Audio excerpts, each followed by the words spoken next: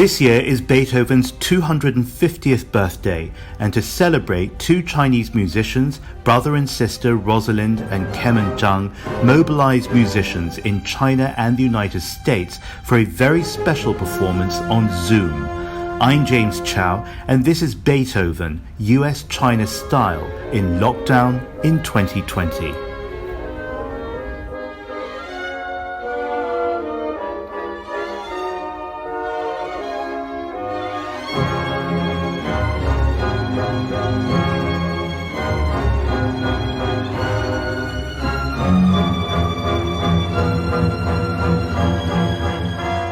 Beginning of lockdown and stuff, it was kind of common for people to just reach out and be like, hey, how's it going? And so when he came up with this idea, it kind of just happened organically. We just sent a WeChat message, Facebook message to our friends from all over the world, people that we've kind of collected in our network over the years, basically. I watched the Zoom recording. It's incredible.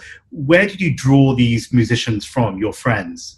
Current precision leaders in the LA Phil, for example, New York Philharmonic, Minnesota, Baltimore Symphony Orchestras, and also orchestras in China like the National Center for Performing Arts Orchestra and Opera Orchestra as well.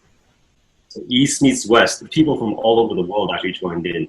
This recording not only celebrated Beethoven, but your grandfather, Li Delun, who is the father also of classical music in China. Tell us more about that part. Grandpa has a classic recording of the Fifth Symphony, which we still listen to, maybe not so often, but because of this special celebration, we dug it up.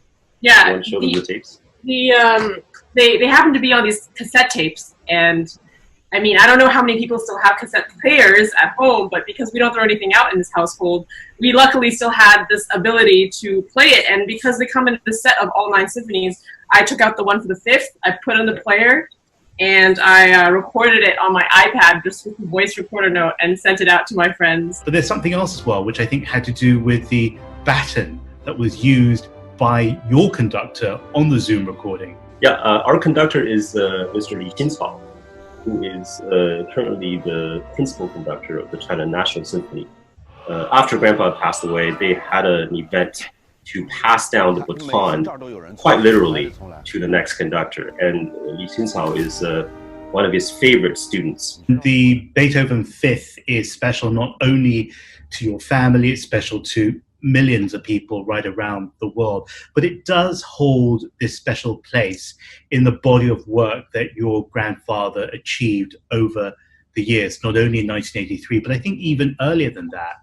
In 1977, there was an event in China where he organized the orchestra to perform it for the first time since the Cultural Revolution. Because for a long time in China, classical music, Western music in general, was banned.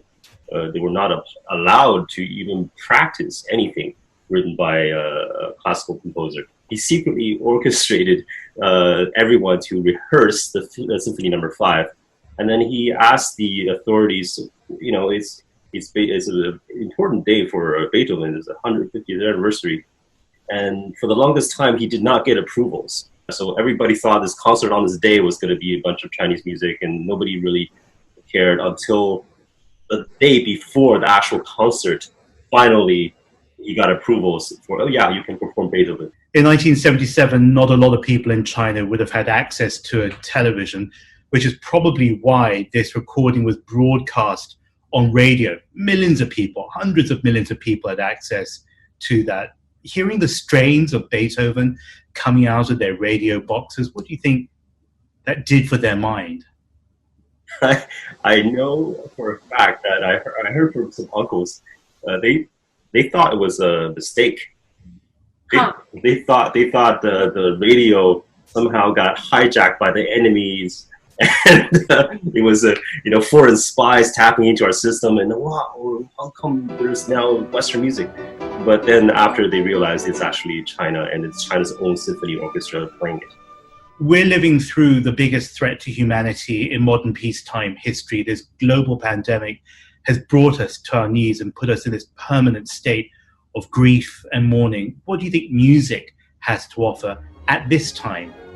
But I take comfort in the fact that the composers who wrote this kind of music probably went through pretty tumultuous times in their lifetimes as well. And in fact, it was these great, giant events that affected their lives that prompted them to create art for us. And getting our friends together to play, and it's almost like having a focus on a project where we're creating beauty together. And it helps us kind of forget about all the bad news on TV.